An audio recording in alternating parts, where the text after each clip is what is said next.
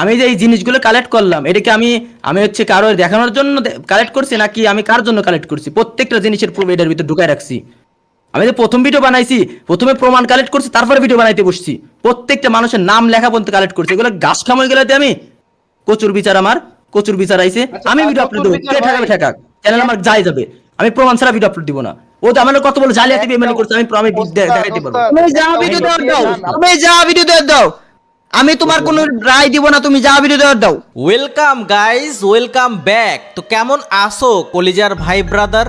ভিডিওর শুরুতে যে ক্লিপটা তোমরা দেখতে পারলা, এখানে ওবাইদুল ভাই কিছু ফাইল দেখাচ্ছিল। সেখানে ওবাইদুল ভাই বলতেছিল প্রতিটা নামে এক একটা করে ফাইল করা আছে, এই ফাইলগুলো কাকে দেখাবে? তোমরা তো ভাবতেছো এই ফাইলের মধ্যে না জানি কি গুপ্তধন আছে যেটা ওবাইদুল ভাই তোমাদেরকে দেখাই নাই। যাই হোক গাইস, ওবাইদুল ভাই কি দেখাইলো কি দেখাইলো না এইটা আর দেখানোর সুযোগ নাই, কারণ আজকের লাইভের শেষে কিন্তু এটা প্রমাণ হয়ে গিয়েছে যে দুইজনই দোষ করছে, দুইজনেরই কম বেশি দোষ আছে এবং দুইজনই তোমাদের সবার কাছে সরি বলছে। কি হয়েছিল লাইভে আর কি কি নিয়ে এত কাহিনী হইলো আর কি প্রমাণ হইলো, কে দোষী সাব্যস্ত হইলো, সবকিছু বলবো এই ভিডিওতে। তো না কেটে পুরো ভিডিওটা দেখো গাইস, আমি অনেক ইন্টারেস্টিং কিছু কথা তোমাদের সাথে শেয়ার করব। যাই হোক গাইস, আজকের ভিডিওর মূল পয়েন্টটা হচ্ছে যে আসলে দোষীটা কে। আমি প্রান্তরে ছিনাই নিছি, আমি বেঈমান। তার মানে ওবাইদুল আমার উপর এলিগেশন দিল কি যে হচ্ছে আমি প্রান্তরে ছিনাই নিছি, আমি বেঈমানি করছি, তার হকের প্লেয়ার আমি নিয়ে গেছি। কিন্তু আমি তো তার কোনো প্লেয়ারই নেই নাই, সে জানেও ভালো করে আমি মানে অটোমেটিক মানে সে নিজেই ছে আসছে, তাই তো। তো এটা জানার পরে সে ভিডিও বানায় আমার নামে মিথ্যাচার চালাতে পারলো, তাহলে সে যে আমার হুমকি দিছে আমি কেন দেখাইতে পারবো না? আমি এটুকু মনে করছি যে আমার সে হুমকি দিয়ে ভিডিও বানাইলো, আমি একজন দেখাইছি। কিন্তু তুমি হুমকি মিথ্যাচার আসতেছে, কিন্তু তুমি যে এটা দেখাইলে এটা তো তোমার বলেছে, এটা তো তুমি স্বীকার করো। গাইস তোমরা এখানে বিষয়টা বোঝার চেষ্টা করো। প্রান্ত যখন নিজ ইচ্ছায় চলে গেছে এটা জানার পরও ওবাইদুল ভাই ভিডিও আপলোড দিছে, এইটা যেরকম ওবাইদুল ভাইয়ের ভুল, এরকম বাংলাদেশ টপ ওয়ানকে মেসেজে ফেস রিভিলের হুমকি দিছে, এইটা রিপ্লে ভিডিও হিসেবে আপলোড দেওয়া কিন্তু বাংলাদেশ টপ ওয়ানেরও ভুল। কারণ বাংলাদেশ টপ ওয়ান এটা ভালো করেই জানতো যে ওবাইদুল ভাই কখনো ফেস রিভিল করবে না, কারণ ওবাইদুল ভাই কিন্তু এটা বলেও দিছে যে আপনি ভয় পাবেন না, আমি কখনো ফেস রিভিল করব না। তারপরও কেন এই ভিডিওটা রিপ্লে দিল? তার মানে দোষ কিন্তু দুইজনেরই আছে, মানতে হবে। স্ট্রাইকের যখন মেলটা এটা ক্লিয়ার করা উচিত, যখন স্ট্রাইকের মেলটা রাত ওইখানে শো করা হয়, আমি নিজে আমার অ্যাডমিন দিয়ে আমি মেল করাই যে স্ট্রাইকটা আসলে দিল কে মাঝখান দিয়া। আমাদের যখন ঝগড়াটা হয় স্ক্রিনশট কিন্তু আমি গ্রুপে দিয়া দিই, গ্রুপে দিয়া বলি তোমরা রাতকে দিয়া দিও, মানে রাতকে গ্রুপ এই স্ক্রিনশটটা কিন্তু আগে গ্রুপে পাবলিক হয়ে যায় 8 তারিখেই। তো মাঝখান দিয়ে স্ট্রাইকটা ঢুকলো যখন ও ভিডিওর ভিতরে বলে, আমি তখন আমি না নাটক সাজাইতেছে নাকি সত্যি, তখন আমি স্ট্রাইকারের সরাসরি মেল করি আমি আমার অ্যাডমিনে দিয়ে আসলে স্ট্রাইকটা মারলো কি, আমি তদন্ত করার ট্রাই যথেষ্ট করছি, কিন্তু ওইখানে উল্টা আমার উপর দোষ চাপাই দিয়ে চলে যাচ্ছে। এখন বিষয়টা হচ্ছে স্ট্রাইকটা কে মারছে এটার কোনো প্রমাণ নাই, আর ওবাইদুল ভাই নিজেও বলতেছে সে স্ট্রাইকটা কে মারছে এটা খোঁজার জন্য সে ট্রাই করছে, কিন্তু বাট সে পারে নাই। তার মানে স্ট্রাইকটা কে দিছে এটা আসলে নাম প্রান্ত দিয়ে দেওয়ার কারণ হচ্ছে তাদের মধ্যে গ্যাঞ্জামটা যেন আরো বাড়ে, এইটাই হচ্ছে কারণ। এটা কারো শত্রুতা এছাড়া আর কিছুই না। সো এই দুইজনের মধ্যে যে এত ভালো একটা বন্ধুত্ব ছিল ওবাইদুল ভাই আর বাংলাদেশ টপ ওয়ান, এই বন্ধুত্বটা আমরা আবারও দেখতে চাই, এই জন্য আমরা চাইছি যে তারা আবারও মিল হয়ে যাক। কিন্তু বাট তাদের মধ্যে গ্যাঞ্জাম পাকাইতে এই স্ট্রাইকের নাটকটা সাজাইছে, কেউ একজন করছে এই কাজটা। ওই ইয়া তো বুঝলাই, ডিকে ভাই তো বুঝলা তাই না, যে হচ্ছে ওবাইদুল ভাই তার কথা যে প্রান্ত আমার এখানে খেলবে কেন এটা সে মানতে রাজি না। তারপরে সে প্রথমে আমার বেঈমান এরা দিয়ে বানাইতে চাইলো, তারপরে কোনো কাজ হইলো না, আমি উল্টা প্রমাণ যখন দিয়ে দিলাম, তারপরে সে পুরো জাতির কাছে আমার পুরো বায়ো ডাটা টু জেড বানায়া তাও মিথ্যা ভাবে প্রমাণ করতে চাইলো। অনেক কিছু যে আমি কার সাথে কি করছি না করছি, কার সাথে খেলছি, এগুলা রাই না, তার টার্গেটই একটা, সে তো ভিডিওতে বারবার বলছে যে আমি সবার সামনে প্রমাণ করে দিব বাংলাদেশ টপ ওয়ান বেঈমান। কিন্তু তার টপিক কি ছিল, প্রান্ত আমার কাছে কেন আসলো এটা সে মানতেই রাজি না। সে প্রথমে ভাবতেছিল যে আমি সিনাই নিছি, কিন্তু পরে তো সে জানতেই পারছে, ভিডিও আপলোড আগেও জানতে পারছে যে প্রান্ত নিজে ইচ্ছে আসছে। এবং কি আপনারাও একটা জিনিস ভুল ভাবতেছেন, প্রান্তকে এখানে ফাঁসাইতেছেন যে প্রান্ত আমার কাছে কেন চলে আসলো। প্রান্ত তো চলে আসে নাই তার কাছ থেকে, প্রান্তর ওবাইদুল ভাই ফোর্স করছে তুমি আমার টুর্নামেন্ট খেলবা, কিন্তু ওবাইদুল প্রান্ত শুরু থেকে আমার টুর্নামেন্ট খেলে আসতেছে। একটা টুর্নামেন্ট স্কোয়াডের একটা প্লেয়ার কি চাইলেই যেতে পারে? আচ্ছা, এখানে বাংলাদেশ টপ ওয়ান মানে রাত ভাই যেটা বুঝাইতে চাচ্ছে যে প্রান্ত অনেকদিন যাবতই তার সাথে টুর্নামেন্ট খেলতেছে, তাদের মধ্যে একটা অ্যাডজাস্টমেন্ট হয়ে গেছে। এখন ওবাইদুল ভাই যদি মাঝখান থেকে বলে যে তুমি আমার হয়ে টুর্নামেন্ট খেলবা, এইটা তো ঠিক যে বাংলাদেশ টপ ওয়ান এটা কখনোই মেনে নেবে না, কারণ তারা একটা অ্যাডজাস্টমেন্ট করে ফেলছে একটা স্কোয়াডে। তো একটা প্লেয়ারকে যদি সে দিয়ে দেয় তাহলে তো ওই স্কিলটাই চলে গেল। এখন ওই প্লেয়ারটাকে আবার রিকভার করতে তার ওই রকম প্লেয়ার একটা খুঁজে বের করতে হবে, তো তাকে তো টাইম দিতে হবে। আর হুট করে তার স্কোয়াড থেকে ওই প্লেয়ারকে নিয়ে যেতে চাইলে তো সে ছাড়বে না, এটা স্বাভাবিক না? তো সব কথার আসল কথা হচ্ছে প্রান্ত নিজের ইচ্ছায় চলে গেছে। এখন একটা প্লেয়ারের জন্য তুমি এত কষ্ট করছো, ওবাইদুল ভাই তুমি এত কষ্ট করছো, তাকে তুমি মোবাইল কিনা দিছো, তাকে তুমি পিসি কিনা দিছো, তার হাত খরচ দিছো, কিন্তু সে এটা ওইভাবেই নিচ্ছে যে সে কন্টেন্ট বানিয়ে দিচ্ছে, তার বিনিময়ে তুমি তাকে এগুলা দিচ্ছ। আর তুমি যখন তাকে ডাকবা তখনই সে চলে আসবে। কোন স্কোয়াডে সে টুর্নামেন্ট খেললো না খেললো সেটা দেখার বিষয় না, তুমি ডাকছো চলে আসছে। তো এইরকমটাই তুমি ভাবছো যে সারা জীবন তোমার সাথে থাকবে, কিন্তু প্রান্ত এখানে চাইছে বেটার অপরচুনিটি। প্রান্ত মনে করছে যে বাংলাদেশ টপনের সাথে খেললে তার আরো ক্যারিয়ারটা ভালো হবে, সে তার নিজের ইচ্ছায় চলে গেছে। এখন একটা পাখি যদি পোষ মানাইতে চাও, সে যদি পোষ না মানে তাহলে তো তোমার করার কিছু নাই। এখন তুমি যেটা বলতেছো এটা আবেগের কথা,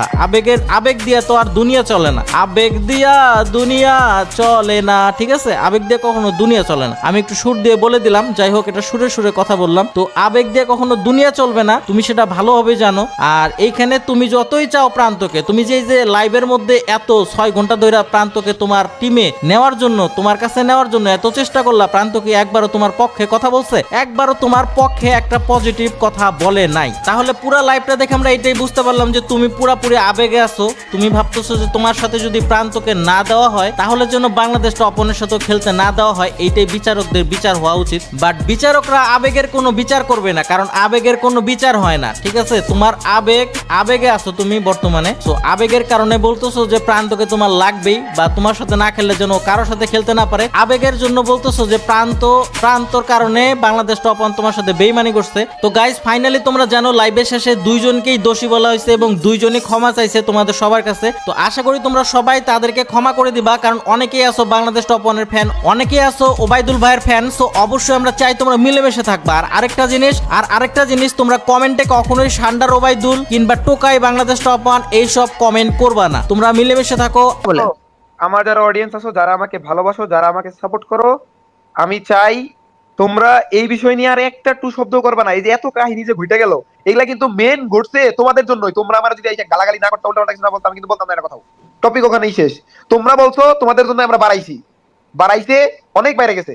চাইনা এটা নিয়ে আরো বাড়াইতে, চাইনা এটা নিয়ে অশান্তিতে থাকতে। সবারই পার্সোনাল লাইফ আছে, সবারই পার্সোনাল ক্যারিয়ার আছে, সবারই পার্সোনাল একটা জিনিস আছে। সবাই তার তার জিনিস নিয়ে ব্যস্ত থাকবে। ওবাইদুল ভাইয়ের মতো কন্টিনিউ করুক, আমরা আমাদের মতো কন্টিনিউ করবো। এখন তারপরে এখানে যা বিচার করার তোমরা এই পর্যন্তই শেষ দিয়ে দাও। এখানে কাউরে দোষী, কাউরে মানে দোষহীন বা দোষ ছাড়া এরকম বানানোর দরকার নাই।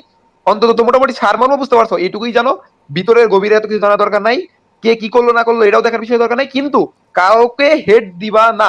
অন্তত আমি আলিফ আছি, প্রান্ত আছে, ওবাইদুল ভাই আছি, এখানে যা কিছু হয়েছে এটা নিয়ে আর কোনো টু শব্দ হবে না। শেষ, যা হয়েছেই। আমরা এখন ক্লোজ বন্ধু না ক্লোজ শত্রু, এটা আমরা নিজেদের মধ্যে, তোমাদের মধ্যে না। এটা কখনোই পসিবল না ভাই। বেঈমানকে আমি কখনো ক্ষমা করি না, বেঈমান আমার কাছে কখনো জায়গাই পাবে না। সে যেই হোক, সে পৃথিবীর যেই যত বড় ব্যক্তি হোক, বেঈমানকে কখনো আমি ক্ষমা করবো না।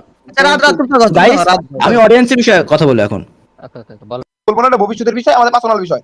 এই বিষয় অনলাইনে আসবে না, এবং কি এর পরবর্তী কোনো বিষয় অনলাইনে আসবে না। এখন যা বলার অডিয়েন্সের উদ্দেশ্যে তুমি বলবা, না বলতে পারলে অ্যাডভান্স বইলা সেই দিয়ে দাও। আমার কথা এইটুকুই। সবাই ভালো থাকবেন। অনেক ডিস্টার্ব করলাম, অনেক সময় নিলাম, সরি, সবার সময় নষ্ট করলাম। আসি, আসসালামু আলাইকুম। ভাই বেরাদার যারা আমার অডিয়েন্স আছে এবং রাদের অডিয়েন্স আছো, তোমাদের কাছে আমি সরি। হয়তো আমি সবার আগে ভিডিও আপলোড দিছি, আমার কারণে এইগুলো সামনে আসছে, কিন্তু আসছিল আমি সবকিছু তুলে ধরতে পারি নাই। এটা আমার ভাই বেরাদারদের আমি ছোট করছি, কারণ আমার কাছে যথেষ্ট প্রমাণ ছিল, এই প্রমাণের সুযোগও আমাকে দেওয়া হয় নাই, আমি করতেও পারি নাই, হয় নাই। তো যদি কোনোদিন কমেডি থাকে দেখা হবে, কষ্ট থাকলে মাফ করবেন। আর আমি রাত যেটা বলছি বুকে জড়ায় ধরবে, আমি কখনো বেঈমানদের মাফ করি না, আমি কখনো করবো না।